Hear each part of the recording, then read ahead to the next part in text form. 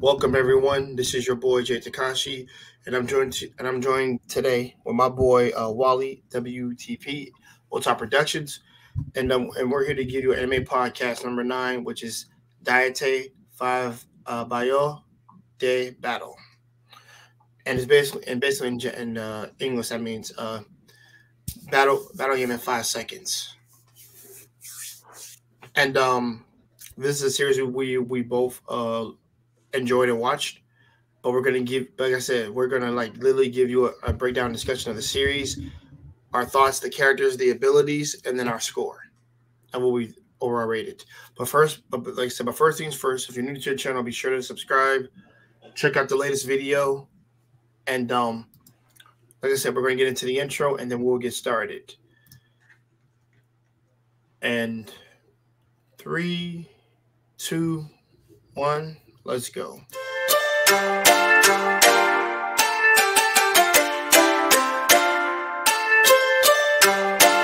El Relo on him.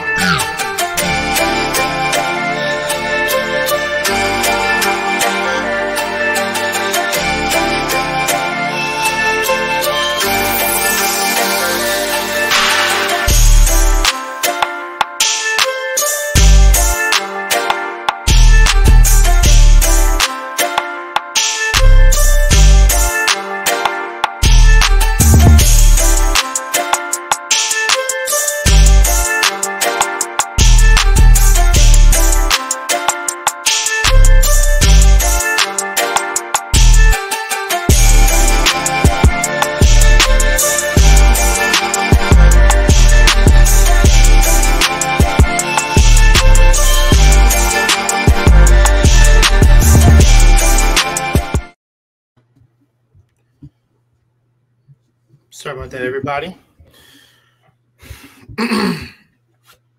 Like I said, guys, we're here to bring you guys an anime discussion, and this is one of the series we've been looking forward to talking about, because Wally had watched it. I watched it last year because it's a last year anime, but I rewatched it recently during our Christmas break, and it was just something that we wanted to talk about.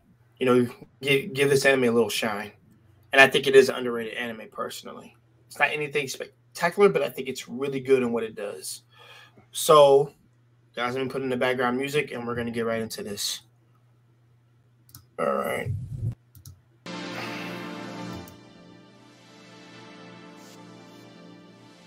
Let me know if that's too loud, Wally. No, that's good enough. Let me put them up.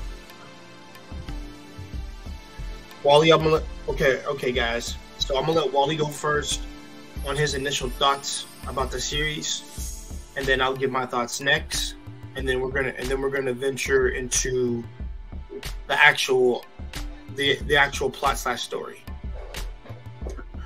Right. So to the whole show, right? Deatte 5 the battle. I don't know if I said that correctly, but hopefully I did. To the whole show, right? It was basically something that was brand new to me, right? I didn't know too much of it until Jay told me. When it all came down to it, I started the show, and one of the things I always sit here and say, when it comes to the first episode is the biggest impression of the show, as far as if it's something you want to keep on watching, or it's something you may keep on watching, but it's not as what you would thought it would be. And I'm telling you right now, the first episode of this was amazing. I mean, look, it was great. I got goosebumps watching it. It was fantabulous. It was a great figure. The main character, the main protagonist of the show, he just, going amongst his day, going to school, and next thing you know, he gets into a crazy situation that basically he was asking for. He basically got his wish, but, with a big twist, And I will sit here and say, throughout the whole series leading up to it, it has been the most interesting development of just the whole anime, especially for me to watch it for the first time, because looking at it from its entirety, to start to end, I was already like, the fact that, look, I'm happy it was this last year, because that means it was perfect time for me, because I can't wait until the next season. I can't wait.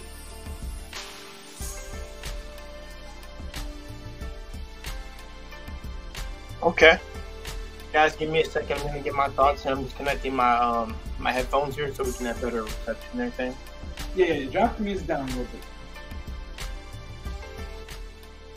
That's why I asked beforehand. Yeah, because it wasn't that loud before, so I don't know. No. Yeah, because I dropped it down. Actually, it was at 26, and I dropped it to 20. Now I put it on 17 when you said that. But Okay. But guys, like I said, why does it connect? And I'll give my point. Yeah.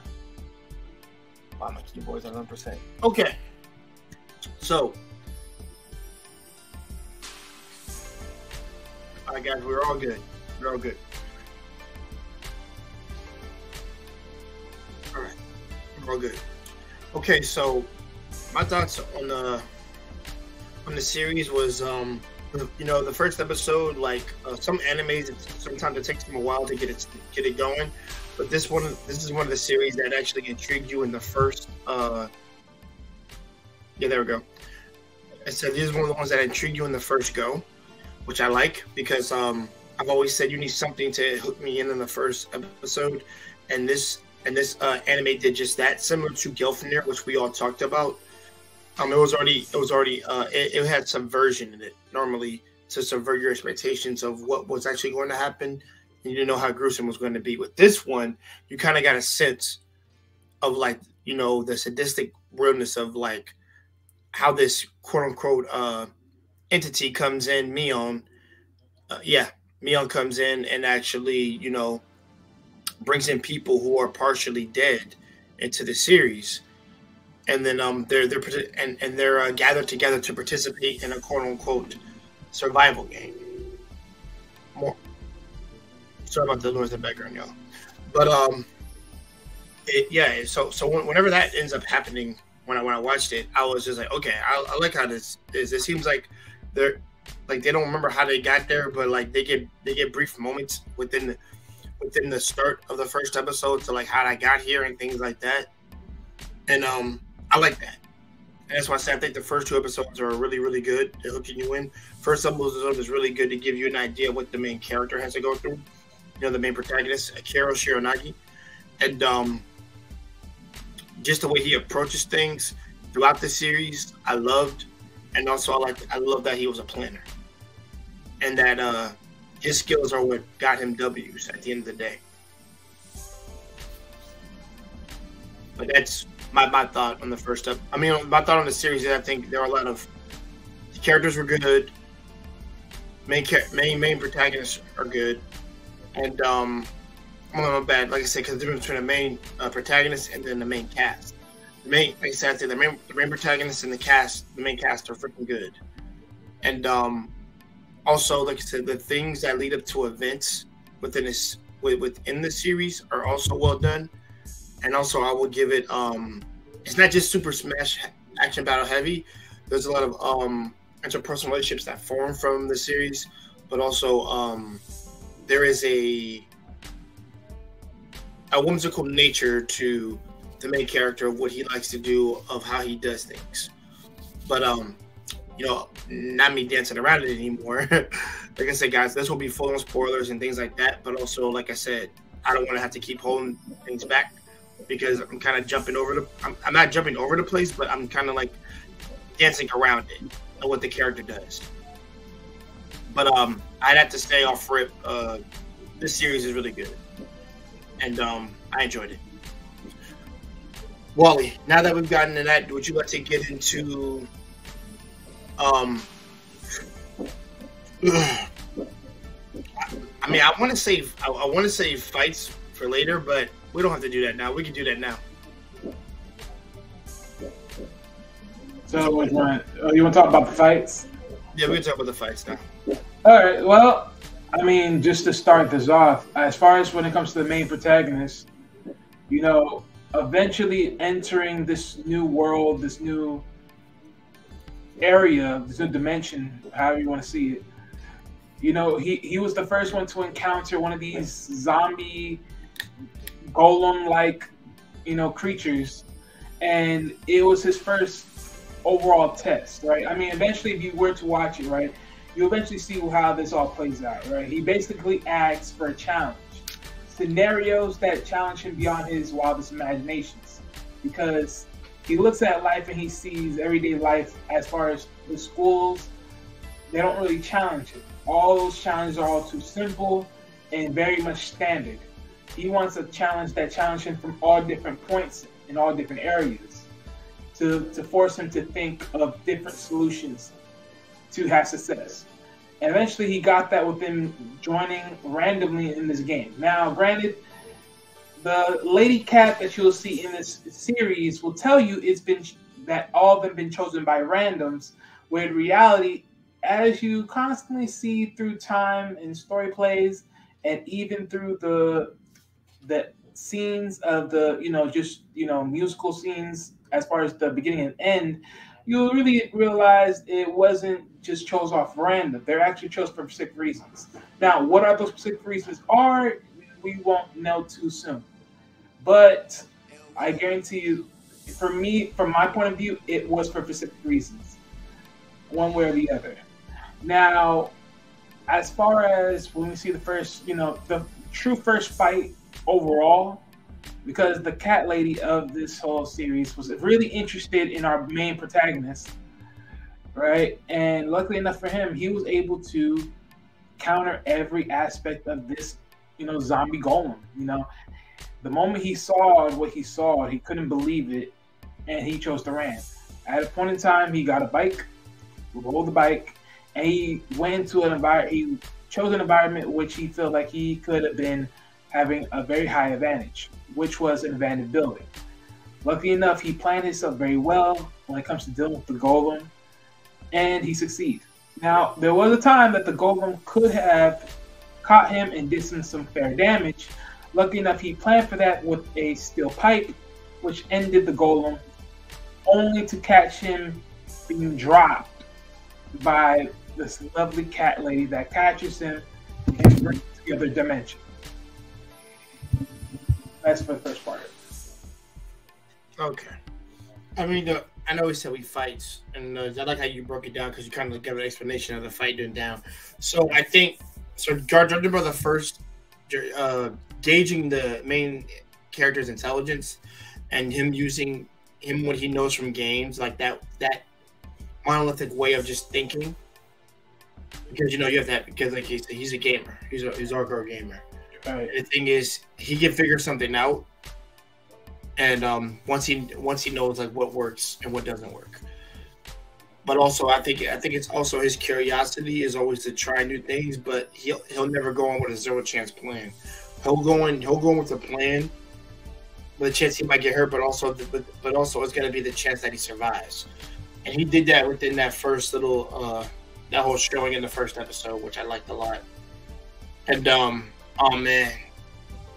All right, let me get into the other ones. Because the majority of the fights we're going to talk about, guys, it's going to be like I said, in different parts of the anime, so don't expect it to be coherent, because we're not going to go in order for you. I promise you. I'm doing this purposely to confuse you, so you can watch it on your own. But all in all, one of my fights was, okay, it's not even a fight, it's just more so a one shot. It's when one of the main cast of characters, Yuri Amagake, so she comes in, and you know her ability is, we'll get into ability talk later, but when she comes in and one shots this guy, the guy that technically is the reason for why she's there, because you know he was trying to commit quote unquote self-deletion, and you know, because on the street she gave him a handkerchief because he seemed to be beaten up by like bullies or things like, or kind of like people on the street, and you know, she showed him a random act of kindness, but you can already say he was already mentally messed up, really, and probably sick in the head more often than not, because he he took that act of kindness and ran with it to the point where like, oh, this is I'm in love with Yuri, we're meant to be together or some nonsense. Yeah, he was a creep. He was a creep. A creep. All in all. And she catches him one day getting ready to commit self-deletion, and she goes over to try to stop him, and she was literally this. I know it's so crazy to say that, but it's like literally this comedic scene where it's like, yo, I don't give a frick about you, but don't do it. But don't do it in my vicinity if you're gonna do this. And of course she goes over the ledge, over the road, to try to stop him on top of the roof of a building, and she tries, she lays out her hand, and he pulls it and grabs her knee and jumps off with her.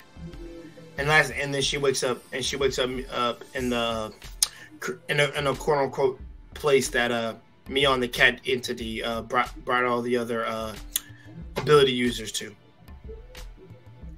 And her first fight, oh god, I swear to God, it's like some of these guys she has to go against. I do not blame her for like beating the crap out of these dudes. Like, these are like sick people, really sick, like really sick. Like that dude, that first muscle bound freak, yeah, he had to go. He was a creep. He was a creep and a sick person. And she had to lay down the law on that motherfucker. She literally broke that dude's arm. She's the only one that has to deal with. She was the only female that had to deal with creeps. Like literally sickos and creeps, bro. I'm just like, yeah. Now if ladies were getting approached by that in real life, then I can understand their yeah. I'm talking about Twitter, like, yeah, okay, yeah. Now I know you got protection, but even then. But all that aside, yeah. So she wins the first fight, and because like I said, we'll get into psyche later, but because of her mental state, it derives from her being like really irritated and frustrated, and she just like got so angry she smashed this man's arm. It looked like a dried up prune of an arm, like bruised, but she smashed it. She like literally grabs him like this off this and just smashes it, and then after that she punches his guys to next. She punches his guys to next Wednesday, and it's freaking hilarious. It's freaking hilarious, man. No, but not as funny. Not as funny as the dude that got her sent her to the place, and she has her teammates really grab her. Remember that episode, right? When she says, "Guys, y'all better get off me. This motherfucker is the reason that I'm here right now." And before the match even starts, and like the dude claims that because he claims that, oh, my ability to turn my body into iron, yeah. And then she says, "So you won't mind if I freaking completely destroy you then?" So it's just like it's literally in the anime title, 5-second battle. That's what that was. She just got angry, ran down this motherfucker, and one punch. That motherfucker spin to the wall. I'm just like, okay, that's funny. That's funny. That's a one shot, y'all. That's a one shot. Like Louis versus Bellamy. Bounce around, one punch, end the story. That's what she did. But no. But I like that. It's not a fight, quote unquote fight. It's more just a one shot. But I enjoyed it because like I don't even know I tried for this. Like nah, that bro gotta go for what he did. So nah, just knock him out quickly. But that's right. So Yuri's ability is to quintuple all her physical abilities. So strength, speed. I don't know if she has durability. But endurance, all that, and like I said, she's really fast. She's really strong. She can jump really high. Like I said, she has some level of endurance.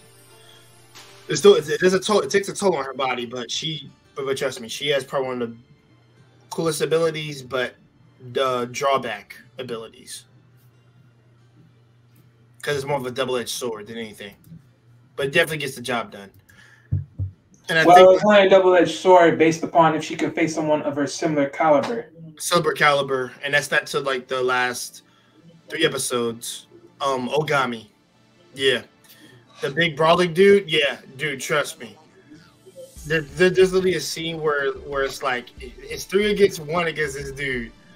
because Akira set it up so well, and trust me, he literally has an ability similar to hers, and it's just will that's keeping him going more often than not. And it's like this dude beat like 3 characters, and he had to fight 4. He beat 4. He beat 3 characters. I'll throw in 4 because the girl he fought previously, she didn't do anything to him. He was still going, which, like, you know, I admire the dedication and willpower that he had, but he was just like a complete savage in how he dealt with things. Now, Yuri was contending with this dude for a period of time, and so quote unquote circumstances forced her to not be on power. I mean, not to use her ability anymore. It kept her from using her ability. But that's one of I think that's one of the best fights at the end for me. That one, and I'm gonna say, okay, this isn't my favorite, but it's another funny one. It's the oh shoot, oh man, oh forget his name. Give me a second. It was the sword guy, the guy that can turn his wooden like, things into swords. Like if he touches it, and he fights the girl with the marbles, and he had it, dude. Oh man, this is literally one of the times where like the trope, like you know the trope, like I got you because I had a better ability than you, but also because her ability is to take marbles and enlarge them, they grow bigger, and it's just marbles, not anything else. And so she entraps him. And like I said, it plays on a trope of like, yeah, I see through your technique and all that nonsense, and he like surprised her, but I like how they turn the trope on his head, where the marble where he thought he won, but he really didn't, and he literally gets a nut check, bro. That shit was funny. If I watch it again, yeah, it's one of those heavy duty moments of. It's like you had it. Okay, you know how for everybody out there, if you know Dave Chappelle is basically, I got you, bitch. It's one of those type of moments. Bro, he got the nut check, like that ass. It's just one of those moments. Oh. Oh my god, and it was so crazy because I didn't expect the little girl to win unless she had like a really nasty ability. Like, yeah, bro, it was just simple. It was simple. Technically, it was a nasty ability, and that goes to show you. Always make sure, be mindful of where you stand because the surroundings. That one was. Yeah, I'm sorry. That one's hilarious. Now, I do want to talk about another character who's technically like the quote unquote. Okay, so she's the quote unquote like sexy but dangerous woman, like dangerous lady. The psychopath. I don't know if I call her a psychopath. I will. That's a little too far. And that's Rin Kahashi. That's her name. I'm sorry. I got her name right here, guys. I was gonna forget her name. So her ability literally is to make weapons out of her blood, like Iron Maiden. Her ability is Iron Maiden. She can make torture devices. Well, it's not blood. It's fluid. Out of her blood, and the more blood that you shed from her, the more she can just. So remember, she's bleeding. Well, actually, they said her blood at you. Blood. And it wasn't blood fluid. It wasn't like water or whatever. It had to be blood specifically, because that's how she beat the one guy. Now she did something. Oh, wait a minute. So when because if I'm not mistaken, when she faced that high level doll controller amongst that female doll, right? I'm pretty sure she didn't have no blood at that time. It was just her fluids that she made. No. It was her blood, if I'm mistaken. See, I'm gonna have to watch. I'm pretty sure it was her fluids. Okay. It is fluids, but predominantly what you see is literally blood. What she used though, because most of that. But in that moment, I don't think so. She used blood at that time. It was just her fluids. Maybe she used sweat. First guy or something, but that yeah. Yeah, from that it was her lips, more so than anything else. And she had sweat on her lips or water on her lips. Yeah, it's called saliva. It's still a fluid. Yeah, I know. But but like she got okay. So she got teleported. She got sent to that quote unquote world that Mion sent in like lingerie, sexy outfit, and technically, I know why it's used. Why that character was drawn like that. It's used as a way so men will go off their urges and not think with the string strength. They'll think with their dicks instead of their brains. It's like the black cat thing, but that's why her chest is out. We all know that. But I mean, for me, based upon her abilities, I'll also sit here and say she has to be slightly clothless because she needs slightly clothed. Yeah, slightly clothless because she needs bodily fluids to actually make her weaponry. And like I said, guys, it doesn't necessarily mean to be saliva or anything like that. It can also be blood too, because we saw that when she fought the dog. Blood, blood. That's about it. Maybe tears. You can throw that in there too. Yeah, any fluids, any liquid or fluids that come from the body. Does it come from the body, particularly? But yeah, she's the most dangerous. I say she's the most dangerous female in the series. Yep, the biggest opportunist. Yeah, she's an opportunist, definitely. And and I did like that because it really showed that she was dangerous, and she knew how to use her abilities to her. No, she knew how to use her abilities to the extent that she needed to use them, and that's something that I like about the series, that people would try to use their abilities to the fullest extent, or not just use them, but like try to figure out what more they can do. The main character has an ability that allows him make people think what his ability is. If it's what you think that it is, it'll turn into that. And then I can use it. If it's not what it is, it won't become that. In hindsight, meaning the main protagonist's ability is bullshit. It's basically kidding. Persuasion. It's basically persuasion of the mind. I have to convince you a certain type of weaponry before I can even use it. Once that weaponry is persuaded within your mind, now I can use it. Yeah, there's a condition to it, which I like. Yeah, there's a condition, which forces him to actually truly think the way he wants, but he has to do it. But now it comes with a precondition of, if he doesn't be able to consistently make you think of the move that he wants you to think of, then you are easily trapped. He's easily self-trapped in being a standalone character without an ability. So he has to keep on making sure that something is constantly going through the enemy's mind to forge an ability of move or weaponry in their heads to constantly keep survival. Which is honestly his perfect ability. And guys, we're pretty much talking about abilities at this point now, because with the fights, we can't just say the fight was good. We have to mention the abilities now, and in tandem with that, because they go hand in hand. It's how somebody can win, how somebody could like be clever. How can you like use this to your advantage? How can you gain an advantage against an opponent who has a better ability than you or doesn't have a better ability than you? Because some abilities are just what they are, and sometimes you can't combat against that. Because, like I said, because some abilities are just more devastating than others.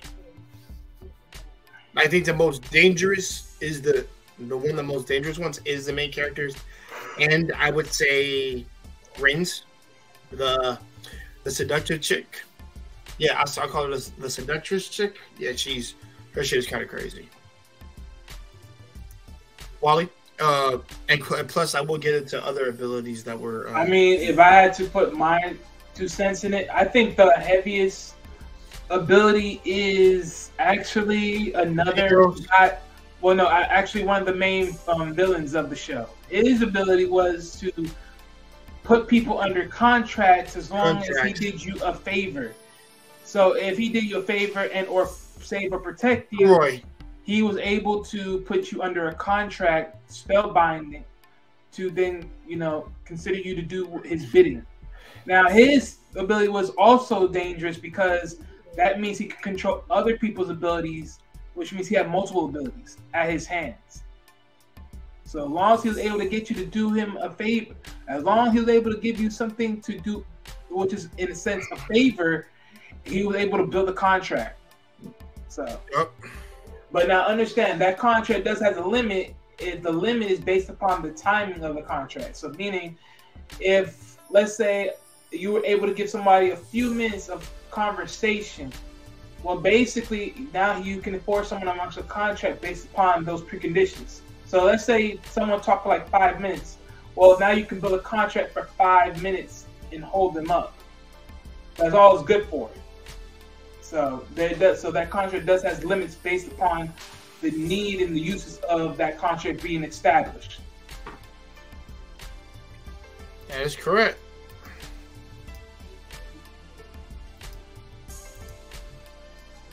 And other than that, is the other main villain. Hajime Ogami. Yeah, his ability to transform his body was overly outrageous. So yeah. Yeah, his ability is Tyrant. Bokun. Yeah, the ability is to quintuple your physical ability, similar to Yuri's, because that's what she had. But he had a conjunction whatever his anger. Right. So his made it very, very trauma. Yeah. Yeah. I'll also give another ability, another good one. Another good ability was one of the leaders of Team Green. His ability was very amazing because it was a two-step ability. Now, of course, his two-step ability was a defense to offense ability, which is pretty great. The only problem was the offense ability because of the ricochet of a blast. Now, certainly enough, what happens here is he has one ability that makes it about defense, meaning he can take any damage from the opposing striker and just absorb those attacks without no fail of damage done onto the owner. But he can converse all that damage, because that damage is actually considered kinetic energy, and repel that back as a damaging blow. But the problem is with that damaging blow, it does recoil damage. So it comes to be a damaging blow to yourself as well as soon as you launch a counterattack. Yeah. And I particularly like that one because like I said, there's a catch to some of these abilities, but also, like I said, you can use it in your favor. Or there are situations where it helps all your quote-unquote comrades instead of just yourself. Let's see, another ability. Shoot. Sorry guys, there's so many that are in there. It's not too many. But it was the lady who had a kid. She had the ability to make things way different things. Right. Okay. You're talking about the sword. So basically, yes. Girl, yeah. So this woman that eventually fought one of the villains, right? Yeah, she fought him first. Right. So she has a sword. Now, in most cases, when you see in the battle of this battle, right, the sword was able to be enlarged in weight. So basically, she can change the sword's weight any moment in time to wield the sword. But what she does is she convinces her opponents that the sword is, probably a little bit more than she can wield. In reality, she can actually change the size and the weight of it to make it easier or more heavier based upon the damage. So in this case, to wield the sword, she would probably make it efficient enough for her to use it. But once it comes to slaying a blow, she would enlarge it to then drop a major damage. Right, so and it's like no one can weigh it more than him. That's why it only worked on the guy for maybe I'll give it 5 seconds, similar to the anime. Y'all, guys, 5 seconds is gonna be the thing here. Right, the thing, the go-to thing here. He worked on him for 5 seconds. He was like, "Wait, what?" And he just got angry with he powered up and just punched through the blade and punched her. Right, because once he actually did a blow to him and cut him up, he was surprised for a moment, but that only made him angry, which then literally blasted the sword into smithereens. Which is their typical thing of villains, you're just staggering me for a second, or just being an annoying nuisance. So he just kind of got rid of her, ragdolled her. But Let's talk about Akira's ability, the main protagonist, and also we should bring up Yuri because she is technically a love interest to the main character, and also the one that he partners up with because he literally can trust her, and also Kumagiri, I think. Kumagiri. Jay, you there? Oh, please, somebody got your phone ready.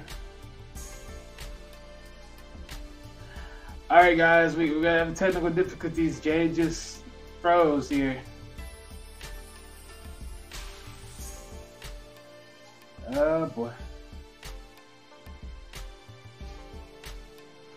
I don't know if Jay fall off or he's still there, one or the other. I'm trying to see here before I say anything else.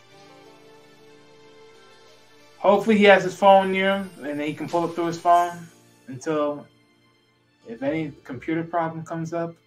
Hopefully that's not the case though. Oh, there it is. Okay, so hey guys. Well, hopefully Jay works his way back here, but I'm gonna take it off from where he was talking about. So from the main protagonist and his ability, right? Let's touch back on it again, right?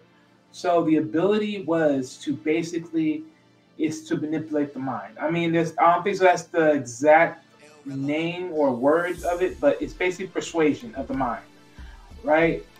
And you have to precondition the person you're battling to believe that he's using a weapon to his disposal. Now, funny enough, right?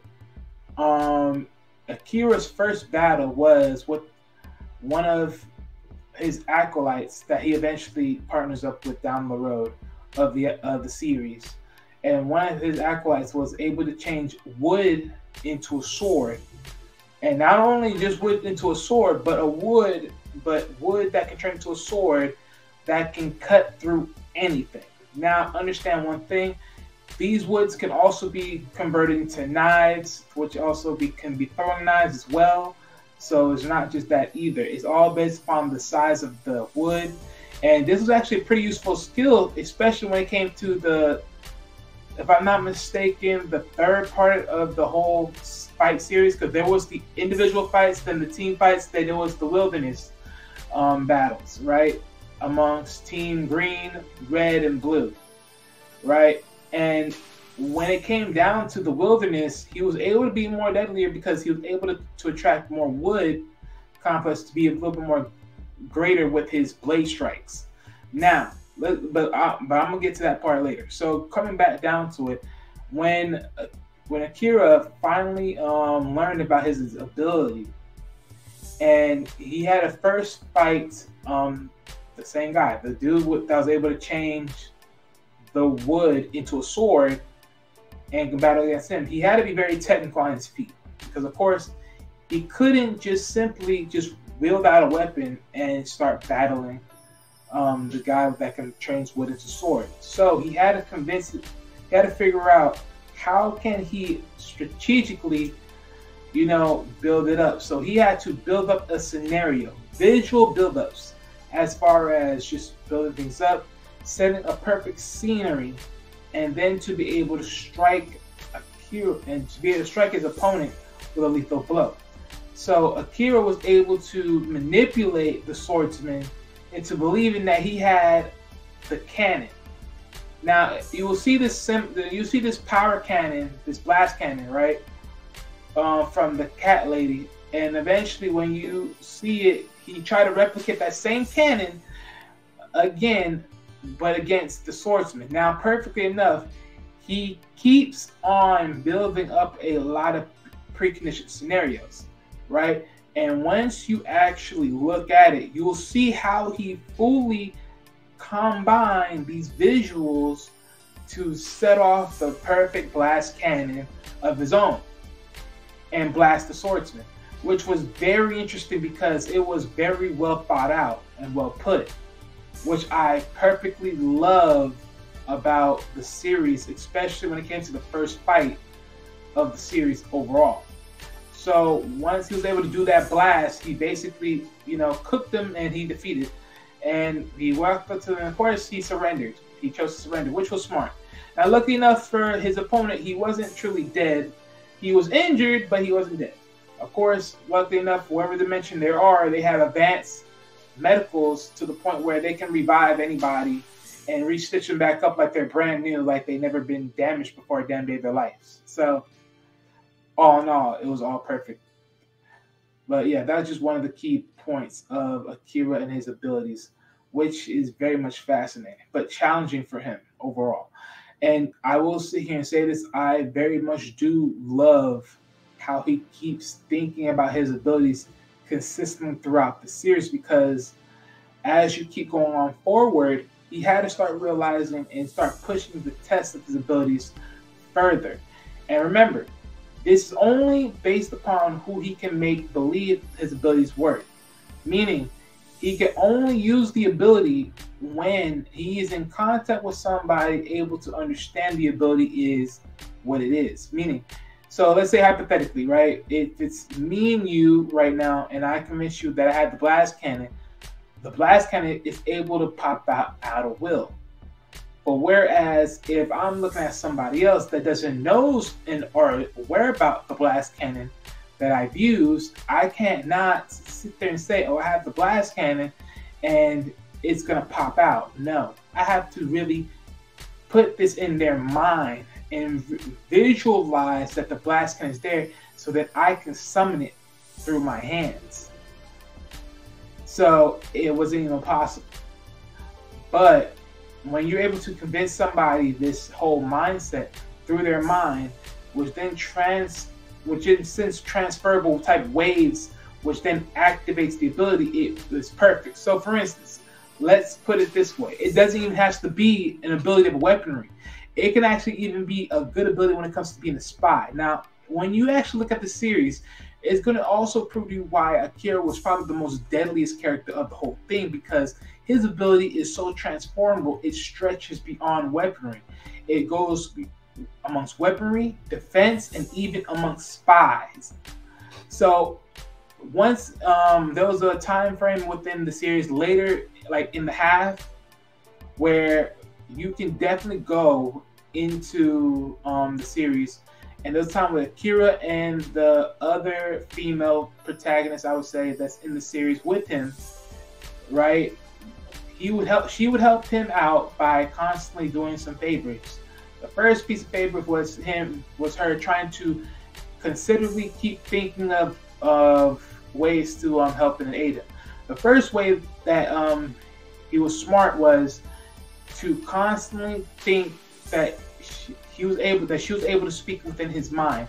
So they can basically say, so basically what he did was he wanted her to be convinced that he had the power to speak telepathy and to always remember it. And apparently once she thought of that the power was telepathy, now she was able to speak with him telepathically. So it's just like right now, if you believe that I'm a psychic, then I can read your mind. And that's the same way he did with her. Thinking that he had telepathy, they can speak to each other without saying words. They can speak through the mind. So it keeps a very good sync and a very good, codependency to not overly speak too loud and keep them on in the loop, because he does not vastly trust anybody, because he does not know the agenda of every other person around him. Which is smart by him, because it ultimately keeps everybody else guessing who he is and how his skill set functions, which is okay. As we go further down, it goes even further to the point where it goes to the transformation ability, right? Akira thinks of Akira in a way of transforming into somebody else. And of course, he was able to literally transform his whole body frame into a different character, which benefited him overall. And you'll see this during the episode of the shows where he actually used the ability to spy on the other team by giving them false information to make them believe of certain information told, but only to a certain point. which was perfect because it actually helped him during the battle war between the clans, which was a nice sync for his victory overall. Now, I would also like to think in most cases when it came down to it, there was some other parts to his ability overall, and just other combinations of everything else. So these abilities that he thinks of and how he is able to transformulate his abilities is very much so that his ability to persuade the mind and persuade people to believe that his ability is what it is probably the highest rating point scale ability ever. So you can see that this ability is workable through himself, and it's extremely even better when it's with a partner to enhance the ability to stretch even further. So the more he trusts, the more his ability can keep on stretching over, and that is very exceptional. But that also pushes Akira to be more in tune with building relationships, because Akira is more of a loner. I mean, you can tell by his character and demeanor, he's more of a loner. He doesn't really think too well of other people, not because he's just overzealous or anything. It's simply because this is probably the first of a long time actually really dealing with people more than just the game itself. So has to learn, certain behaviors and realize this is much more bigger than just a game. It forced him to really step up his level of gaming, let alone his level of personality and, people skills to a whole nother level. So it's always in mind frame. And you'll definitely see all those in the series as you get to like the middle half of it. You'll get to really see those type of events. I'm waiting for Jay, but he's having some technical difficulties. Because I can talk. I can only talk about so much of Akira's abilities for so long, and I don't know where else he wants to go with this overall. So hopefully Jay can come back ASAP. But all right, well, I mean, I could touch on other parts, right? I could touch on some other parts. As far as one of the next two, so as far as the next challenge, right? When it became the tag team challenge, even though this tag team was more of a group challenge more than a tag team challenge, right? So one of the members was a wrestler, right? Or a person that wanted to be a wrestler but could never see his dreams. He had an ability where he was able to be invincible for 2 seconds. Now, in most cases, you're thinking to yourself, wait a minute, to be invincible, but for 2 seconds? What good is that? But I'll be telling you, now look, that 2 seconds, depending, especially for how he used it and how good it was, that 2 seconds was worth it, because the way of his style, he has to be in close range combat. And it's not like the 2 seconds after it's done, you have a time limit before you reactivate it again. It's just knowing when to use it at the right time, and then to be able to use the strength of that ability at the right moment. So it's another powerful skill, but because of those 2 seconds, there is some defaults to it. And when you face like the villain protagonist with the quintet ability, or if I'm not mistaken, it's neither. Okay, so it's probably the quartet. Sorry, the quartet ability, or I think they call it something else. I think they call it the timer ability for him, right? Which is able to quadruple the effects of of his body overall, right? And when it comes to him in this battle during the later end of the episodes, that ability, as good as it was not good enough to fight against him. He literally bum rushed him and sent him flying. So that ability, as good as it is for 2 seconds, it's not invincible entirely, especially when it came to him. So,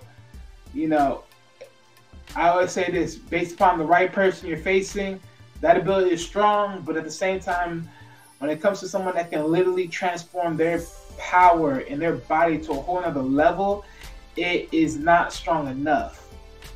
So I mean, hey, but I will say this though, right? Since we're talking about abilities and everything, I mean, when it comes to Akira and his ability, I give his ability as far as single opportunity. Okay, yeah, he's back. Okay, good.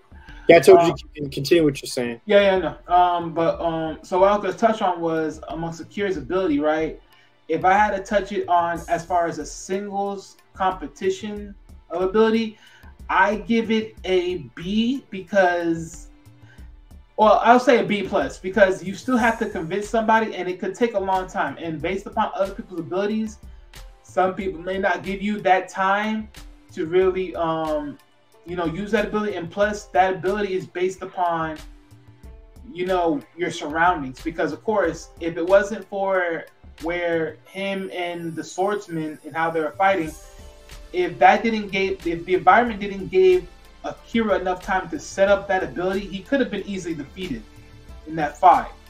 So that's just one of the main things. But when it comes to a more cooperative teammate, that ability is literally S class. Like it is godlike tier. I put it like that. Okay. As long as he's a me around someone. But yeah, as far as Wally brother, thank you for taking over. I'm sorry my internet's a piece of shit. I'm gonna give you take a break, brother. I'm gonna say some words. Yeah. And I'll let you. Then I guess we'll get into favorite characters, and then we'll get into the score. Cause I have a lot to make up for, guys. Oh, hold on. Am I frozen? Yeah. Okay, you was there for a moment. You're good now. Yeah, okay. Yeah, I'm sorry. This thing is retarded. I don't know why it goes out when there's nothing even being used. But no. But damn, majority of what you said I agree with, because I could hear it. I could hear it in the background. Sorry, guys. I got some stupid window that popping up. But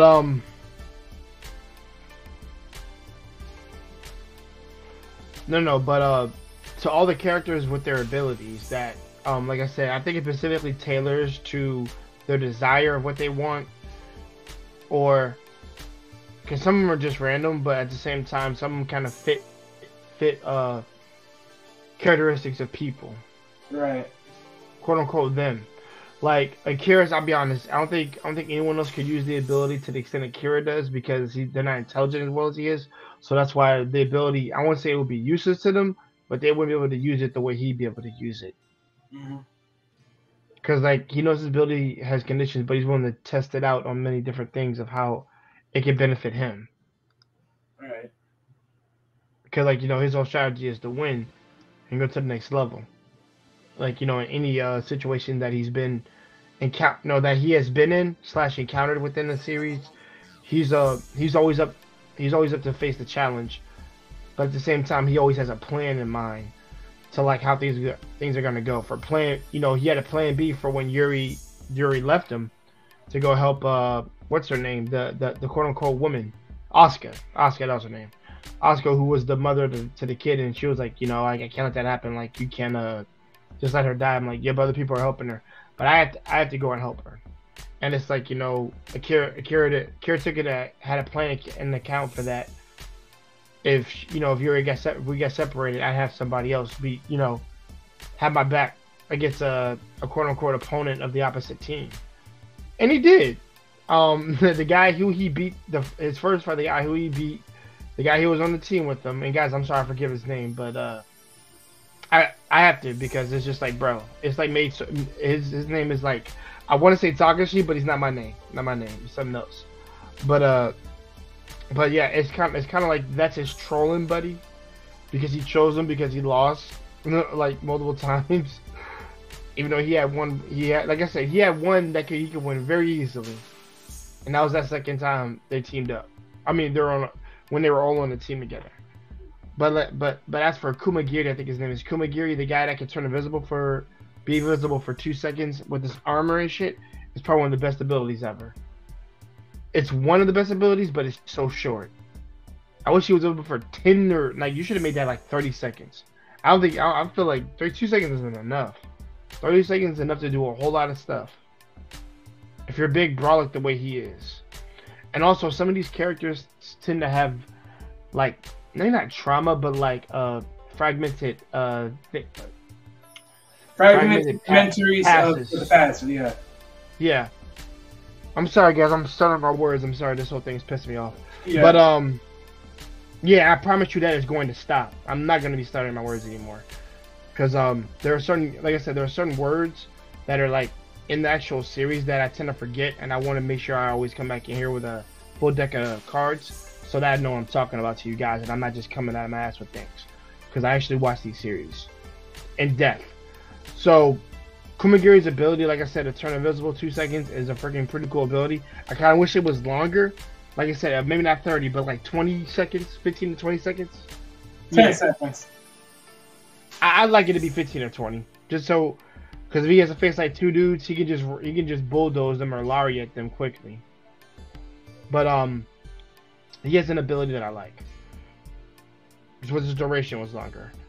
But I think Ringo's ability is an ability. The girl with the glasses, she's able to copy somebody's power at 1/10 of it, which is like it's like so if she tried to copy Kumagiri's and she was like, nah, I can't do it, so I gotta forfeit. No way, that's not enough time to copy his ability. If his ability lasts like maybe a minute or two, then she could do it.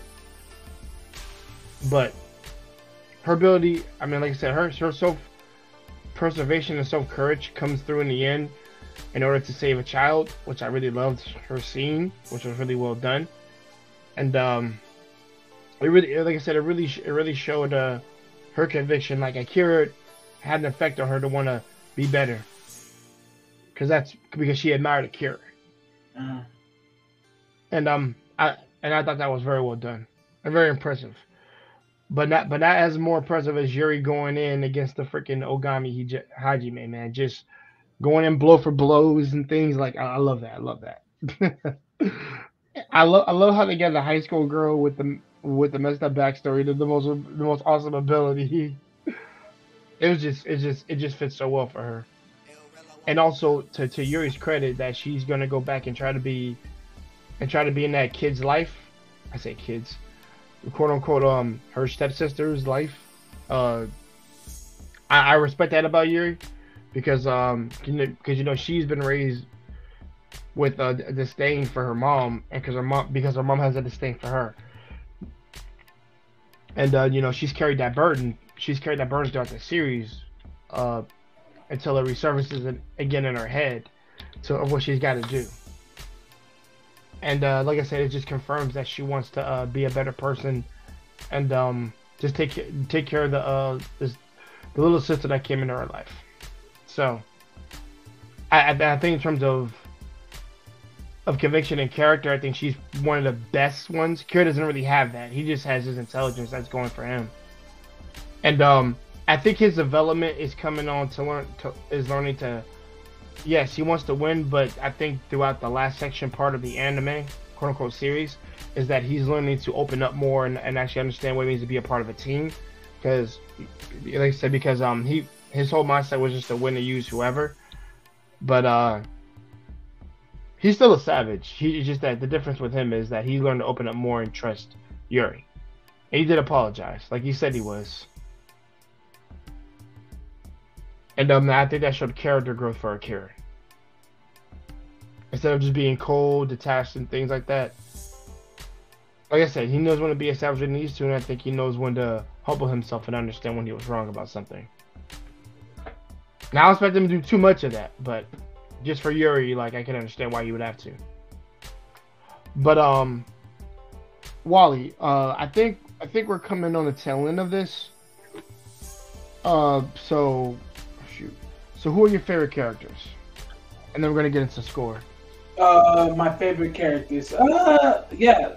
I mean, the main protagonist is really my favorite character.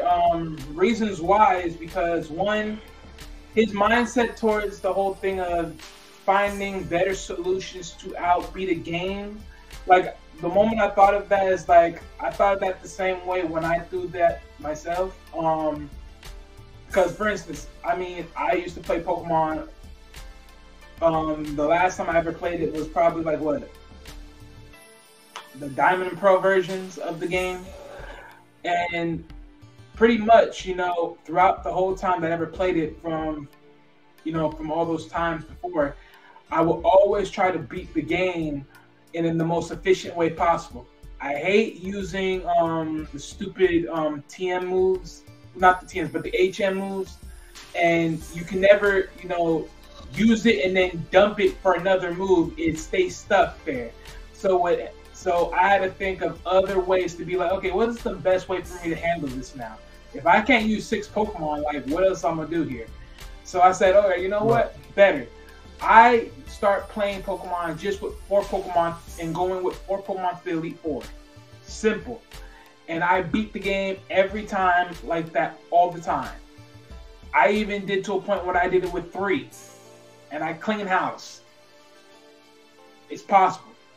And I didn't have to worry about wasting my time overall with, you know, with wasted space and wasted time, because I made sure every Pokemon that I had an ability or a set of movesets that were able to beat the Elite Four and champion, to the point I had nothing to worry about moving on after.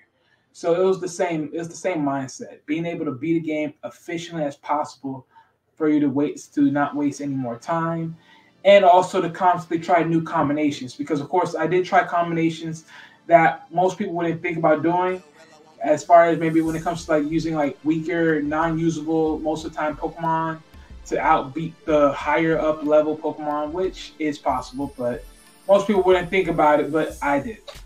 And it was fun for the time being. But you know, that's just mine.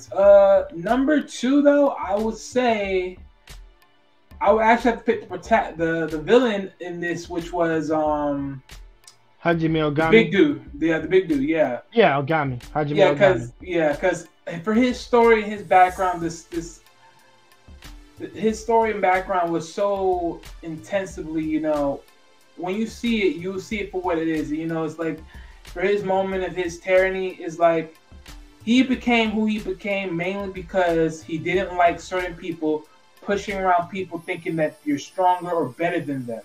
And he showed everybody what he was made of, and he showed if you push the wrong buttons, you're gonna get the wrong effect.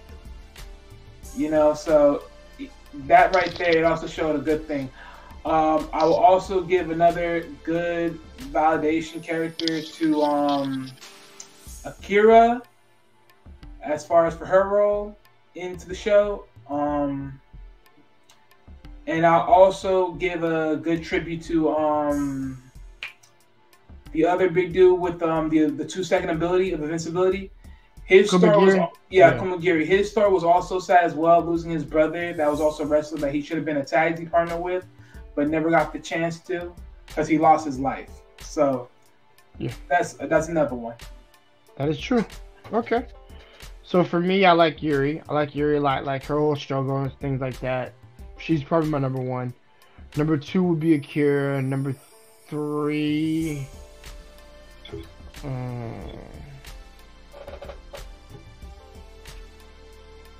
I'm only going to pick 3.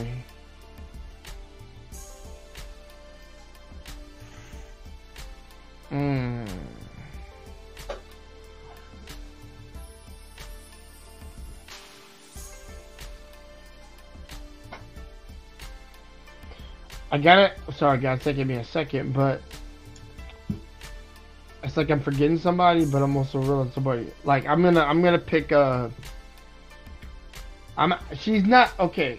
I love her for the sense that Akira said that she's dangerous, and even though I want nothing to do with you, twice, even though he made a deal with her, I'm gonna say Rin Kashi, because she her ability in of itself is just dangerous and really bad. And not to mention, she did mention she did high yoga, which is kind of wild. At the same time, the build up sweat and flexibility, and her movements are really good. So she's kind of versatile in the sense of like she's not just like she comes up as a seductress, but she's really not. And I'm gonna have to give her the third spot. That's what I'll do. Now, guys, we're gonna get into our score and we're gonna end this. So I'm gonna go first. I'm gonna let Wally go last. So for story, action, characters, abilities, and also a little bit of delving deep into their past, and also leaving it on a cliffhanger that it did, I'm gonna give Deatte Deatte Go Byou De Battle 8.3. I'll give it 8.3.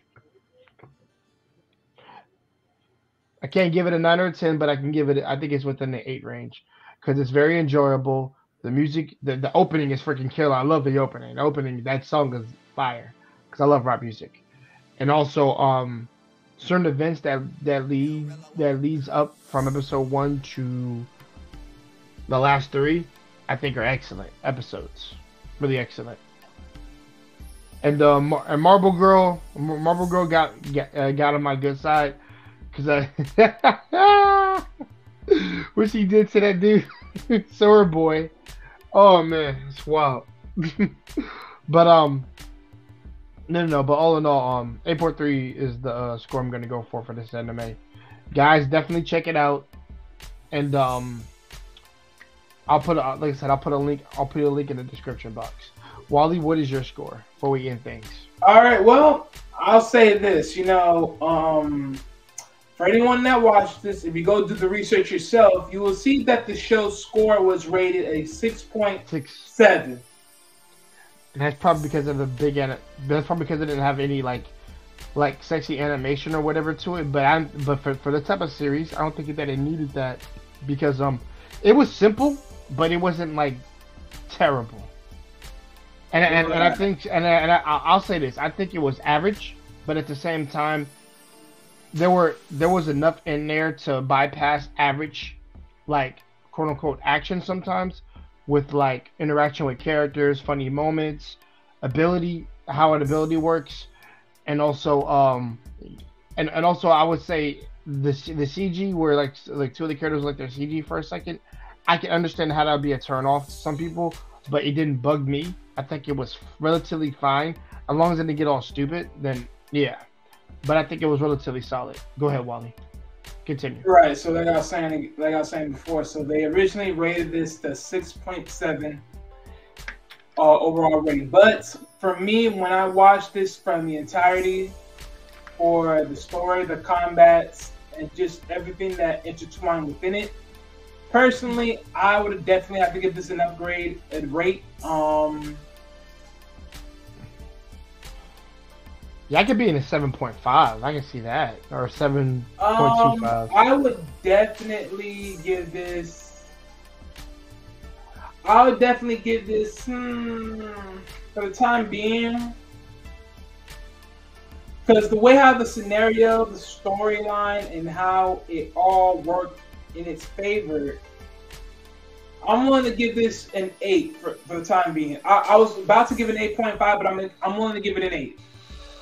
I'm willing to give it an 8 because there is still a lot of things in remiss to it. Because one of the biggest questions that I honestly sit here and say this beforehand was, why were they chosen to be the next test, right? Because if you look at a lot of things, subjects to the test, right? If you look at a lot of things, right, a lot of people that were chosen in this scenario to be amongst this were people that had very questionary life choices in their whole livelihoods. Very problematic. That is a big thing. Yeah. I mean, when you really look at it, a lot of people had a lot of problematic livelihoods. That's what it is.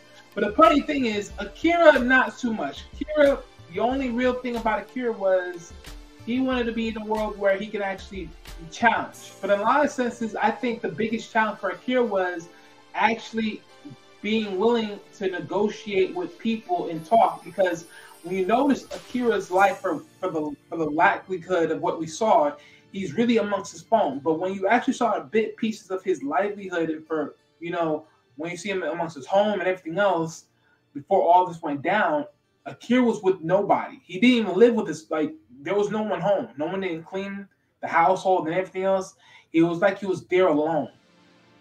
So when you think about it in a lot of senses, like Akira never really deal with people. He just deal with his computers, the games, and everything else, and just move on. So he didn't really connect with people.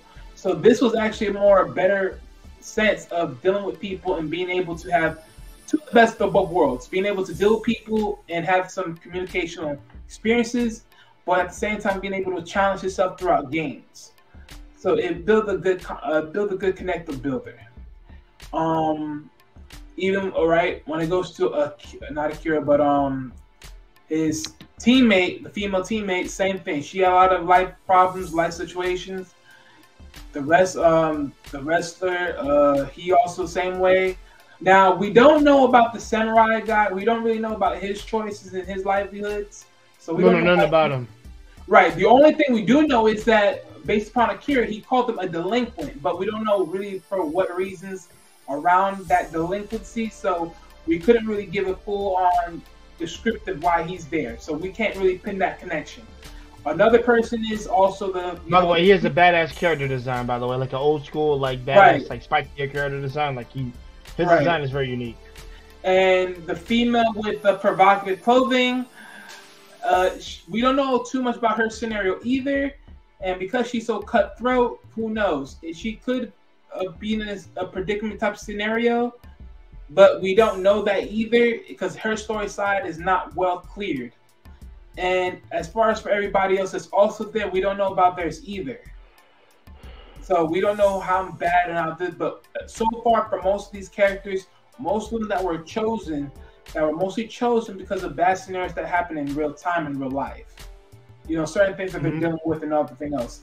So it was just one of those things. But that's just one of the things. Hopefully they cleared that part up really of why they were really chosen, because a lot of people were just there. You know, when you look at a lot of people that are there, you know, a lot of people that are in the game and everything else, you really start trying to pin and connect the dots of why people are there. And in most cases, they're tied because of trauma. They're tied because of, you know, of a fantasy that they wanted, or they're tied because of something else. And it all intertwines with them being there into that location. So, yeah. Well said, Wally. I think, like I said, I think the team corporation for Akira to join, like Team Green, for sure, that's their name. And I thought that was really well incorporated within that series, because, like, you know, you get to see that their plan actually worked between the main leader, the boss, things like that. And also, like I said, his relationship with Yuri to even further after this. Because technically at the end, I would say, like I said, she seems more interested in Akira, which I do like in the sense that she does like him a little bit more. But also he does like and trust her. Because it's kind of like he has no idea, because I feel like it's one of those things, like I noticed that she's not noticing me because it's just kind of like I see us as partners right now. So she'll have to throw it out, but he'll have to take the hint for that. But more often than not, we're kind of let off on it's like it's the start of something. Because technically the cliffhanger ended on like next freaking games in Tokyo, which means they're back on Earth.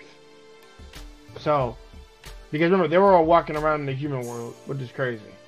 Now, so, I would also like to add, because now that Jay mentioned they did all die in some sense to get to that place. Right. But at the very end of that last episode, I'm telling you, oh my goodness, this is the reason why I want season 2 to come now, because you get to actually see a special character pop up that wasn't seen throughout the whole damn series. I won't spoil it for you, but should I spoil it? You'll catch it. You'll catch it. Yeah, I already know what it is. I know what he's talking about. But man. Yeah. I mean, we kind of spoiled a little bit of this, but we're not gonna spoil that. But more often than not, like I said, I think I like the ability somewhat. Like I said, they're not too busted, or like I guess like over the top nonsense. But some are more powerful than others. Some are worked with prep with other people, and also some have conditions like JoJo characters. Not all of them, but some, but like small conditions. Okay. Go ahead. No. Go ahead, Wally. No, yeah, I just want to add this one piece of component. The simple factor point that, you know, the main character was able to advance his abilities to a point that he was able to do it. My main thought process when season 2 comes, hopefully they do try to expand these abilities further to like there's a point where they can upgrade these abilities to a certain degree to expand them to be a little bit more complex and give them a little bit more leeway, because as we do know, we don't know what's going to be the next stage past, the stage, I would say the stage 3, past stage 3. We don't know what the next stage really looks like. So as we go up the stage, that only means more higher and tougher competition.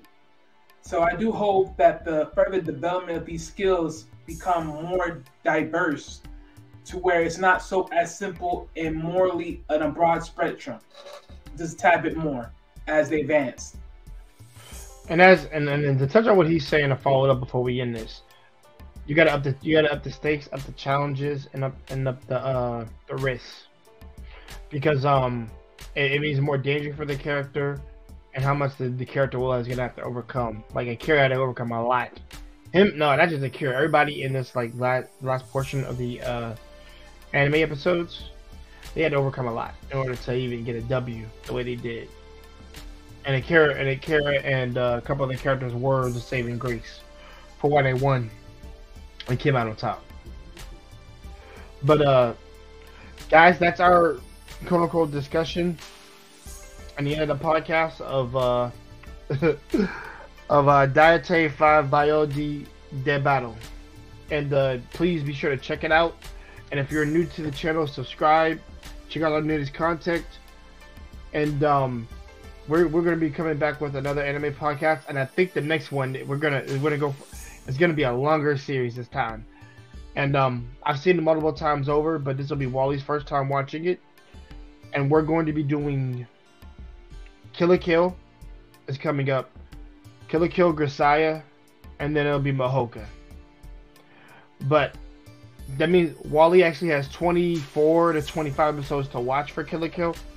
I'm going to be rewatching it because, well, first of all, I don't think I really actually need to even rewatch it, to be honest, because I know everything from it recently. But I'm going to watch it just because it's so much fun to watch. And we're going to have other people on for this, particularly. This might be a live one when we do, or it might be pre-recorded again. I'm debating because I kind of want the experience of everybody to come in to talk about the favorite moments of Kill la Kill, because technically we're going to be jumping all over the place when it comes to that series. Really, we're going to go into, because there's so much shit to unpack. Yeah, I'm just waiting for you to give me the name so I can write it down. Kill la Kill. Kill space LA. Yeah, you can just give it to me Kill. after. Yeah. But pretty much that it. And the thing is, guys, like I said, that's like my number 6 anime of all time. Should be Simple Gear's longer. He's not gonna make it to Simple Gear because that's 5 seasons. But all in all, guys, we hope you enjoyed this quote unquote podcast that we did. Sorry that I dropped out for a while. Trust me, guys, I am gonna be getting to a point where I start fixing that shit, so that shit doesn't happen. But all in all, you guys have a great night. Hope you enjoyed the conversation. Get some sleep, drink some tea, and so never forget, like I said, the Takashi tribe is always here. We got each other's backs. And like I said, be sure if you have a question for me, leave it in the comments. Oh, this is interesting. Yeah, very interesting. Yeah. I already seen the cover, so yeah. Oh, so you already know what it looks like? Yeah. Yeah. Trust me, everybody, guys. Wally's gonna love this shit. I promise you. It said it has comedy, so I expect to laugh. You're gonna laugh. You're gonna laugh a lot. I promise you, more than you did in this anime. But all in all, you guys have a great night, and we'll check you guys out at the next freaking podcast. This has been your boy Jay Takashi and my man Wally, World Top Productions. Peace out. Have a great night. Takashi Tribe.